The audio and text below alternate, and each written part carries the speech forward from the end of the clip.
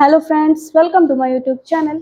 आज मैं फिर से लाई हूँ एक न्यू वीडियो आपके लिए, जो कंटिन्यूएशन है मेरी लास्ट वीडियो जो हमने डिस्कस किया था पहले स्किन की लेयर्स के बारे में। तो लास्ट टाइम हमने केराटिनोसाइट डिस्कस कर लिया था, ठीक है। एक मैंने ट्रिक भी बताया था आपको, जिससे आपको जो सेल्स होती हैं ये एपिडर्मिस की, वो इजिली लर्न हो जाएगी।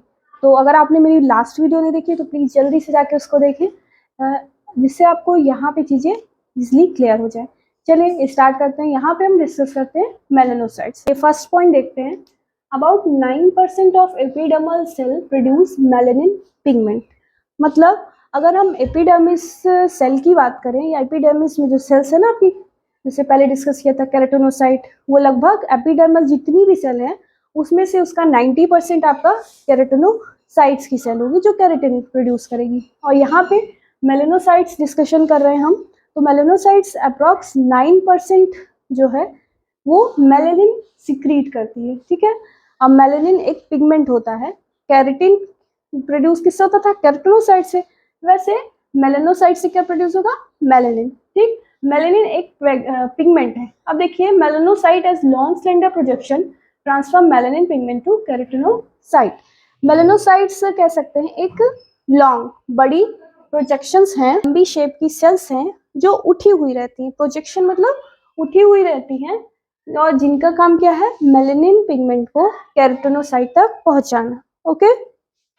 फिर है it is brown black pigment responsible to give colour to skin. हमारे जो भी कलर का स्किन होता है वो कहाँ से आता है? आपके मेलानिन से आता है। और मेलानिन का कलर ही आपका ब्लैक और ब्राउन होता है, ठीक है।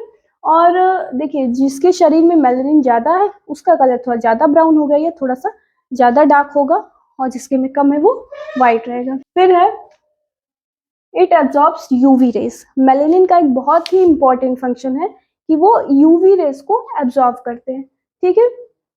इसीलिए जब बहुत ज़्यादा अल्ट्रावायलेट रेज आ जाएगी तो वहाँ एब्जॉर्प्शन मेलानिन कर रहे हैं, फिर वहाँ पे स्किन डिजीज हो गई, जैसे स्किन कैंसर वगैरह कॉज होंगे। नेक्स्ट है melanin pigment synthesize by amino acid tyrosine. Melanin pigment अब कहाँ से बनता है? सिंथेसाइज कहाँ से होता है? एक अमीनो एसिड से, और उस अमीनो एसिड को कहते हैं टायरोसिन। ओके। और ये जो टायरोसिन है वो मेलानिन कैसे बनाएगा? एक एंजाइम के प्रेजेंस में, जिसका नाम है टायरोसिनेज। टायरोसिन से रिलेटेड आपका टायरोसिनेज एक चीज, जहाँ पे एज आता है दैट इज एंजाइम। कोई भी एंजाइम से लास्ट में एज लगाते हैं, इससे हमें पता चलता है कि दैट इज एंजाइम। और ये यूवी रेज मतलब मेलानिन पिगमेंट का सिंथेसिस या मेलानिन पिगमेंट बन रहा है अमीनो एसिड टायरोसिन के हेल्प से। किसके प्रेजेंस में? एक तो टायरोसिनेज एंजाइम्स के प्रेजेंस में और यूवी रेज के प्रेजेंस में। ओके। फिर है विटिलिगो और leucoderma can be occur with melanin deficiency. एक ऐसी बीमारी या डिफिशियंसी मेलानिन की जिसमें क्या होगा कि जिस पार्ट में मेलानिन की कमी होगी वहाँ पे वाइट पैचेस, आपने नॉर्मली देखा होगा बहुत लोग की स्किन में अचानक से क्या होगा? वाइट पैचेस जैसे धब्बे जैसे पड़े रहता है। तो वो वाइट पैचेस क्यों होंगे? वहाँ पे मेलानिन गायब हो गई या उस जगह पे मेलानिन का सिक्रीशन नहीं हो रहा है। उसी कंडीशन को कहते हैं विटिलिगो और leucoderma. Okay. The last is albinism also occur due to inherited cause. कभी कभी क्या होता है कि ये जो मेलानिन का सिक्रीशन इनहेरिटेड ही रहता है, मतलब जन्म के टाइम से ही हो रहा है, ठीक है। तो उस टाइम पे क्या होगा? उसको तो हम कहते हैं एल्बिनिज्म। और एल्बिनिज्म आपका क्या होगा?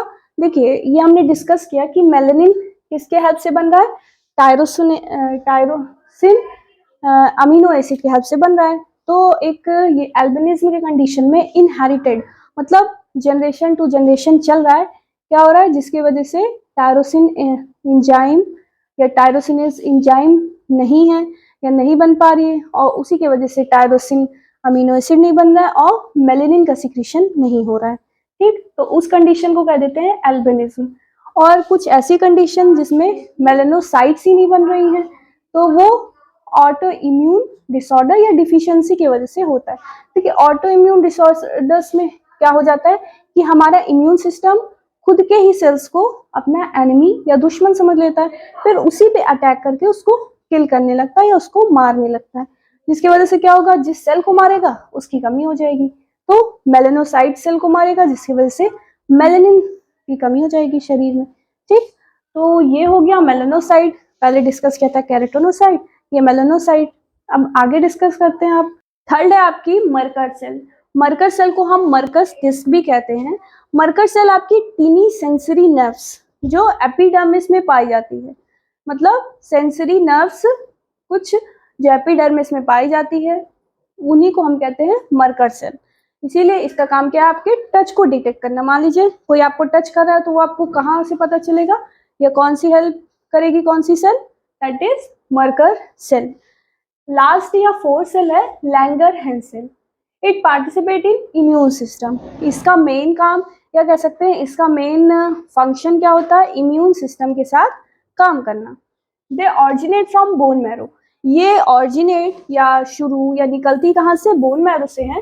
फिर वो आती कहाँ, इपीथीलियम या इपीडर्मिस में। ओके, और वहां पे एक बहुत ही मेन फंक्शन परफॉर्म करती हैं, that is antigen recognition and presentation.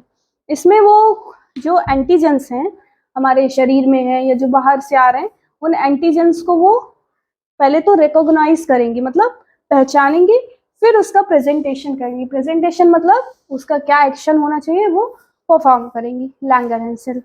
तो यहाँ पे हमने 4 सेल्स डिस्कस कर ली, केराटिनोसाइट, मेलेनोसाइट, मरकर सेल और लैंगरहैंस सेल। ये सब सेल्स थी जो एपिडर्मिस में पाई जाती हैं। अब आगे डिस्कस करते हैं कि कौन कौन सी लेयर्स होती एपिडर्मिस की। चलिए 1 बाय 1 पहले नेम देख लेते हैं, उसका भी मेरे पास एक ट्रिक है। चलिए अब डिस्कस करते हैं 5 लेयर्स ऑफ एपिडर्मिस।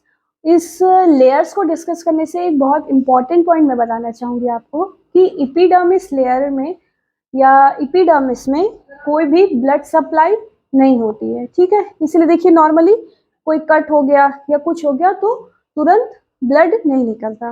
ओके, चलिए epidermis is formed of 5 layers. कितनी लेयर्स होती है, 5। तो 5 के नेम देखते हैं, stratum corneum, stratum lucidum, stratum granulosum, stratum spinosum और स्ट्रेटम बेसेल या जर्मिनेटिवम। यहाँ पे स्ट्रेटम वर्ड का मतलब होगा लेयर। ठीक है, देखिए लेयर है, ये मैंने पहले बताया कि हम लेयर्स ही डिस्कस कर रहे हैं, तो stratum means that is layer. अब ये जो 5 लेयर्स हैं उनका नेम आप इजीली सिलेक्ट कर सकते हैं। कैसे, एक ट्रिक बता सकती हूँ मैं या फिर एक निमोनिक बता सकती हूँ मैं, बहुत ही सिंपल है। जैसे देखिए सी है, एल और जी, इससे हम ले लेते हैं CLG। देखिए शॉर्ट फॉर्म है कॉलेज का ना, तो कॉर्नियम, एल से ल्यूसिडम, जी से ग्रेनुलोसम। तो कॉलेज एस से ले लेते हैं से, और यहाँ पे ले लेते हैं बी का बेसल, दैट इज भागो।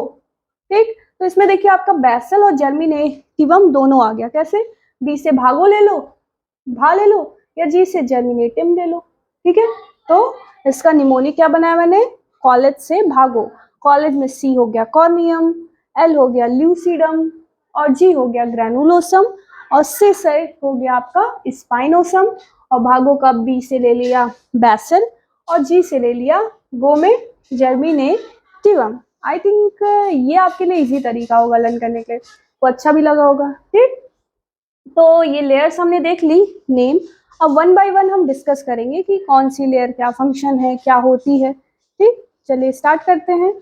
फर्स्ट लेयर है स्ट्रेटम कॉर्नियम। स्ट्रेटम मैंने बता दिया, स्ट्रेटम मतलब होता है लेयर। ठीक है, इसका एक और नाम होता है जिसे कहते हैं हनी लेयर। इसको हम हनी लेयर भी कहते हैं, क्यों ये भी बताऊंगी मैं। और इसकी लगभग कितने रोज होते हैं, 25 से 30 रोज आपके स्ट्रेटम कॉर्नियम के होते हैं। ये स्ट्रेटम कॉर्नियम की जो आउटर लेयर होती है वो केराटिनोसाइट्स यहाँ पे पाई जाती है। और कैसी केराटिनोसाइट्स होती हैं, डेड केराटिनोसाइट्स। ठीक है, कैसी, डेड केराटिनोसाइट्स पाई जाती हैं, उसी को हम कहते हैं कॉर्नियोसाइट। कॉर्नियोसाइट्स क्यों, क्योंकि वो कॉर्नियम में पाई जाती है। ठीक है, फिर है cytoplasm of these cell replace by keratin that makes it waterproof and tough. यहाँ की जो सेल्स होती हैं स्ट्रेटम कॉर्नियम की, उसमें साइटोप्लाज्म की जगह पे केराटिन पाया जाता है। और केराटिन क्या करता है, उस इसीलिए इस लेयर को वाटर प्रूफ बनाता है और टफ बनाता है। अगर हम खुद देखें कि जो आउटर लेयर है, जो स्ट्रेटम कॉर्नियम है, उसमें क्या होगा, पानी डालते हैं ना, वाटर प्रूफ होती है और टफ होती है। ओके, तो ये क्यों होता है? क्योंकि यहाँ की सेल्स में साइटोप्लाज्म की जगह कैरेटिन पाया जाता है। ठीक है, फिर complete replacement of epidermis take about 40 days. ये जो एपिडर्मिस सेल होती है वो रिन्यू होती रहती है, इसमें डिवीजन होता रहता है ना, तो ये आपकी 40 डेज में कंप्लीट हो जाती है। और जैसे मैंने बोला था कि इसको हनी लेयर क्यों कहते हैं, क्योंकि ये एक वैक्स की तरह या हनी की तरह वाटरप्रूफ होती है। सेकेंड है स्ट्रैटम ल्यूसिडम। इसकी लगभग 3 से 5 रोज प्रेजेंट होती हैं। ये ट्रांसलूसेंट लेयर है। ट्रांसलूसेंट मतलब ना बहुत ज़्यादा ट्रांसपेरेंट है ना ओपैक है, मतलब सेमी ट्रांसपेरेंट। जैसे मान लीजिए मोटे शीशे होते हैं ना, कि इधर उधर का सही से तो नहीं दिखता पर कुछ ना कुछ हमें पता चलता है। ठीक, तो ये ट्रांसलूसेंट लेयर है जो कि पाई जाती है स्ट्रैटम कॉर्नियम और ग्रेनुलोसम लेयर के बीच में। कॉर्नियम ये है और स्ट्रैटम ल्यूसिडम के बाद हम डिस्कस करेंगे ग्रेनुलोसम, तो इन दोनों के बीच में पाई जाती है। ओके, फिर है it is present only in thick skin of palm and sole. ये इंपॉर्टेंट है कि ये सिर्फ कहाँ पाई जाती है। स्टार्टिंग में डिस्कस किया था ना फर्स्ट वीडियो में कि थिकेस्ट स्किन कहाँ पे होती है, हमारे पाम में और पैर के सोल में, मतलब पैर की जो नीचे वाली स्किन है। तो ये आपकी स्ट्रैटम ल्यूसिडम सिर्फ कहाँ पाई जाएगी, पाम में पाई जाएगी, मतलब थिक या मोटी जगह जहाँ की स्किन मोटी होती है, तो पाम में और सोल में पाई जाती है सिर्फ। थर्ड लेयर है आपकी स्ट्रैटम ग्रेनुलोसम। इसके भी लगभग 3 से 5 रोज होते हैं। ठीक है, अभी लास्ट में हम एक पिक्चर के हेल्प से देखेंगे जिससे ये जो लेयर्स वाला कंसेप्ट है ना इजिली समझ में आएगा। ठीक है, अभी थ्योरेटिकल देख लेते हैं। ये क्या है, cytoplasm of the cell contain keratohyalin granules. देखिए granules is related to granulosum. ठीक है, ग्रेन्यूल्स जिसमें केरेटोहाइलिन ग्रेन्यूल्स होगा वो हो जाएगा आपका स्ट्रैटम ग्रेनुलोसम। अब ये केरेटोहाइलिन ग्रेन्यूल्स होते क्या हैं, ये कुछ प्रोटीन्स होती हैं जो आपके कहाँ पे पाई जाती हैं, इस ग्रेनुलोसम लेयर में। और इसका मेन काम क्या होता है, ये मेनली मॉइस्चराइज रखती है स्किन को। ओके, और तो अगर हम डिटेल में पढ़ें तो ये काफ़ी इसका हैवी या बहुत ज़्यादा फंक्शन रहता है, पर यहाँ शॉर्टकट में बोल सकते हैं ये स्किन को मॉइस्चराइज करती है। ठीक, फिर फोर्थ पे आते हैं स्ट्रैटम स्पाइनोसम। स्ट्रैटम स्पाइनोसम, इसको हम प्रिकल सेल लेयर भी कहते हैं। स्पाइनोसम देखिए रिलेटेड है स्पाइन से, नेम से ही पता चल जाता है कि इस लेयर में होगा क्या। जैसे ग्रेनुलोसम में क्या पता चला था कि हमें ग्रेन्यूल्स मिलेंगे, यहाँ स्पाइनोसम में क्या पता चल रहा है कि कुछ स्पाइन, या फिर स्पाइन मतलब ऐसे ना कांटे जैसे, या उठा हुआ पॉइंटेड स्ट्रक्चर होगा। और इसीलिए इसको प्रिकल सेल लेयर, प्रिक करना मतलब जैसे निडल होती है ना उसको प्रिक करते हैं, अंदर डालते हैं ना, तो प्रिकल सेल लेयर मतलब वही कि उसके सेल के स्ट्रक्चर कैसे होंगे, ऐसे स्पाइन वाले होंगे। और इसकी होती है लगभग 8 से 10 रोज। ओके, फिर the cell of these layer consist of spine like projection, या फिर कह सकते हैं प्रोटोप्लाज्मिक प्रोजेक्शन। इस सेल में, इस लेयर की सेल्स जो होती हैं उसमें स्पाइन लाइक प्रोजेक्शंस प्रेजेंट होते हैं।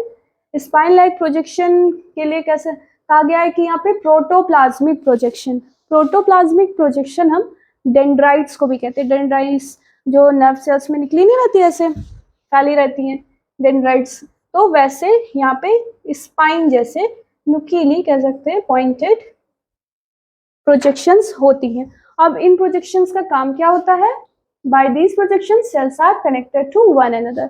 एक दूसरे से, जैसे मान लीजिए ये स्पाइन है, ये इसमें ऐसे चली गई, इससे एक दूसरे से कनेक्टेड होती है। क्या स्ट्रैटम स्पाइनोसम की लेयर्स एक दूसरे से स्पाइन या फिर स्पाइनल या स्पाइन लाइक प्रोजेक्शंस की तरह स्ट्रक्चर होते हैं, या सेल्स इसकी ऐसी होती हैं जिससे वो एक दूसरे से कनेक्ट रह सकते। फोर्थ लेयर है हमारी स्ट्रैटम जर्मिनेटिवम या बेसल लेयर। ठीक है, इसमें देखते हैं इट इज डीपेस्ट लेयर, ये सबसे गहरी या सबसे नीचे वाली लेयर होती है। Consist of 1 row of cuboidal and columnar keratinocytes.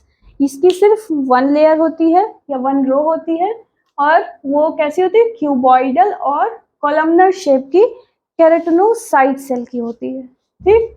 The cell in this layer are like stem cell that undergo cell division continuously and produce new keratinocytes।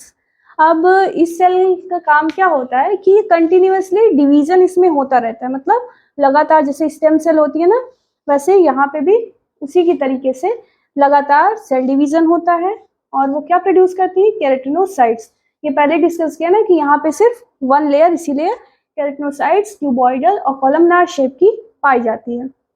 और this layer also contain melanocytes. इसमें सिर्फ केराटिनोसाइड ही नहीं, थोड़े से या कुछ melanocytes की भी सेल पाई जाती है। चलिए, ये तो यहाँ पे हमने डिस्कस कर लिया 4 लेयर्स का। अब एक पिक्चर की हेल्प से देख लेते हैं कि कौन कौन सी लेयर्स हमारे एपिडर्मिस में पाई जाती है, जिससे विजुअली अगर हम देख लेंगे तो चीज़ें या कंसेप्ट इजीली क्लियर हो जाएगा। और तो नेम और इन सब का ट्रिक या निमोनिक तो मैंने इजी करके समझाने की कोशिश की आपकी। तो चलिए देखते हैं पिक्चर। ये देख सकते हैं आप, लेयर्स ऑफ स्किन है जिसमें अलग अलग लेयर्स देख सकते हैं।